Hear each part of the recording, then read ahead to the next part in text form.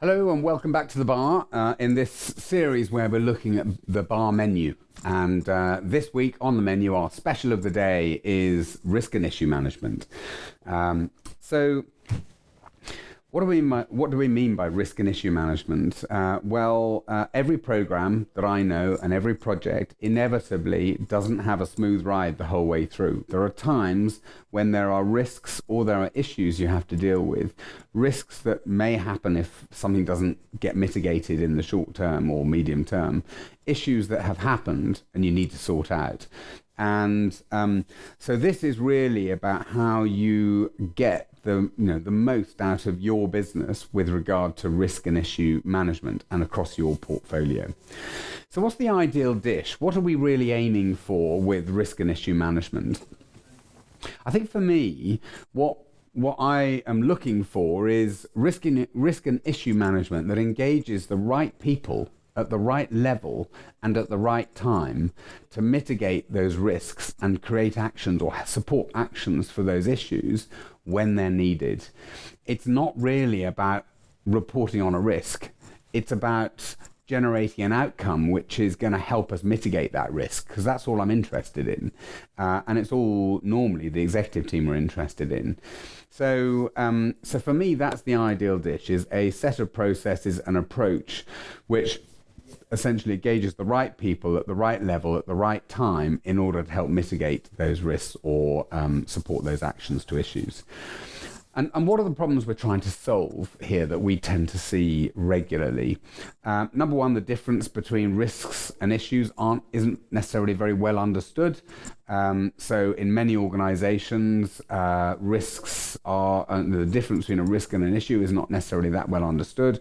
The importance of escalating risks and issues is not always that well understood. And particularly where a business has maybe got 40 or 50% of its people that are running projects who are not trained project managers. And I have this conversation with nearly all of my customers all of the time. I say to them, how many of the people that are running projects in your organization are trained project managers? And very rarely does it come back saying 100%. Normally there's a real mixture. So you've got to have solutions that the people that aren't trained managers can work with. Otherwise you get useless information at a portfolio level. So the problems, the problems we're trying to solve, risks and issues aren't that well understood. Number two, when a risk register becomes too complicated, it tends to break. So, how detailed is the science that you want to place around a risk? You can get very detailed. I mean, we've had conversations with people who want very detailed impact assessments, probability assessments, really detailed views of risks and issues, which is fine.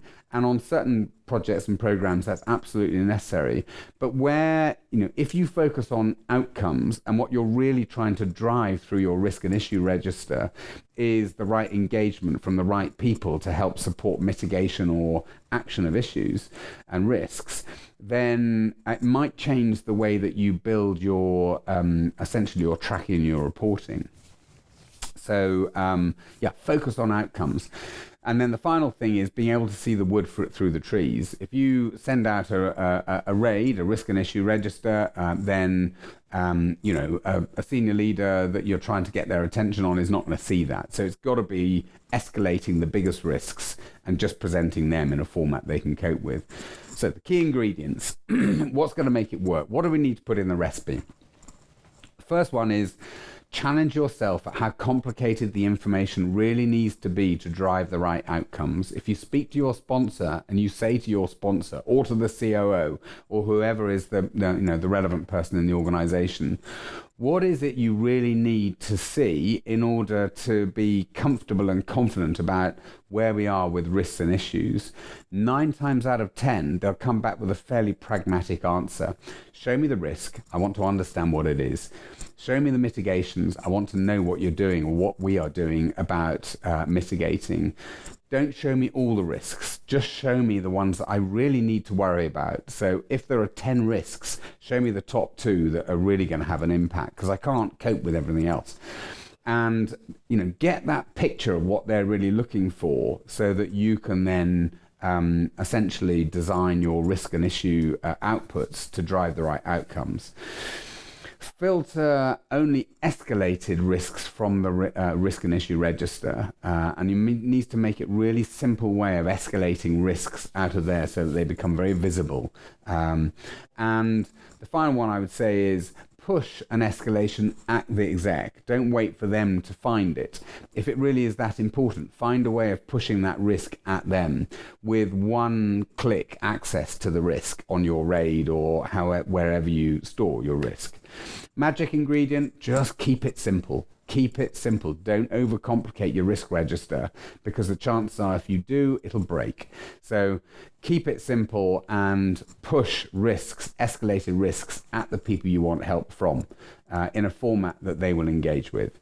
Now, we have a magic ingredient with all of these menu items for running a best practice risk and issue management approach. If you want to click the link in the post, the LinkedIn post, we will be very happy to share it with you, talk it through with you, or talk about your own situation independently of any tools and templates. Thanks very much. Thank you for coming to the bar chat today. It's been great to have you in the bar, and I hope you've enjoyed the topic we've been talking about.